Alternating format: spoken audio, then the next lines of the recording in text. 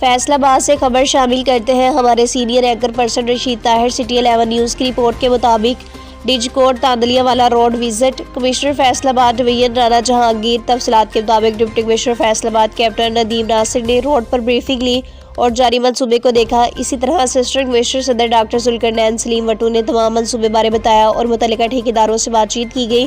D C captain Nadeem ناصر سے media کی گفتگو، عوامی مسائل پر سوالات کیے اور منصوبے کی شفافیت بارے جانا کہ اس میں لگے مٹیریل کی لیبارٹری کروائی جائے۔ دیگر اہم سوالات ہسپتال کے منصوبے اور ریسکیو پر بات چیت کی گئی۔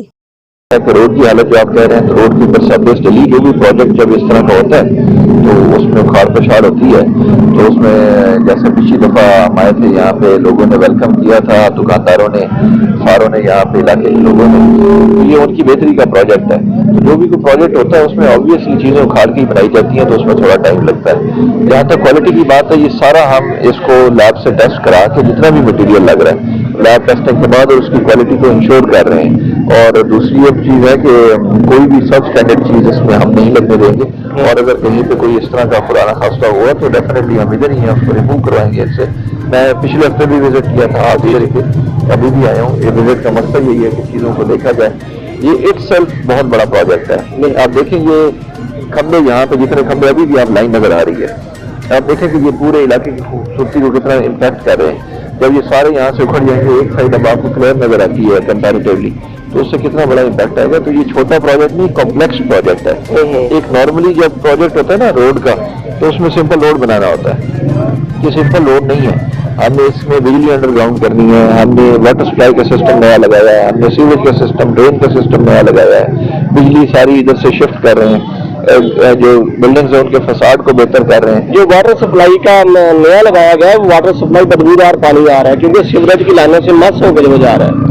اور برساتی نالے کی بھی جو بات ہم کر رہے ہیں وہ بھی جو ہے وہ بنایا ایسے گیا ہے کہ سیوریج کی جو لائنیں بچھی ہیں اس کے ساتھ مس ہو کے جا رہا ہے، جس کی وجہ سے اس میں جو ہے 2-2 فٹ پانی جمع ہے۔ میں ابھی آپ کو فوٹو بھی دکھاتا ہوں۔ دیکھیں یہ جو سیوریج کی آپ بات کریں نا، یہ ساتھ ہے ڈرین، اس کی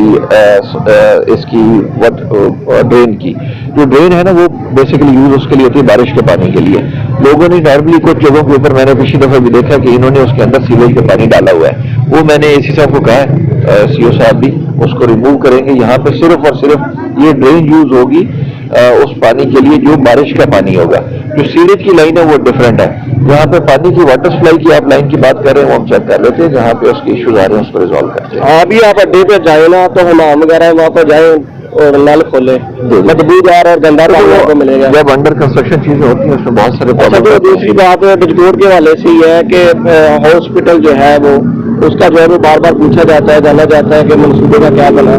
تو کائنڈلی وہ لوگوں کو بتا دیں کہ منصوبہ کہاں تک پہنچا ہے، کب تک جو ہے وہ چل پڑے گا۔ جی ہاسپٹل ہے، اس کے PC4 اس کی جو ہائرنگ وغیرہ ہے، جو مشینری اور اکوپمنٹ ہے وہ ان پروسیس ہے، اور امید ہے کہ اس کو جلد ہم جو ہے ہاسپٹل کی بلڈنگ تو تقریباً کمپلیٹ ہو گئی ہے۔ آپ کو پتا ہے کہ یہ ایک سک پروجیکٹ تھا، بند ہوا پڑا تھا، ہم نے آگے اس کو اٹھایا ہے، اس کو بنوایا ہے اور اس کو اس لیول پہ لے کے آئے ہیں۔ تو امید ہے کہ جلد انشاءاللہ ڈچ کوٹ کے عوام کے لیے ان کا DHQ جو ہے وہ ریڈی کریں گے۔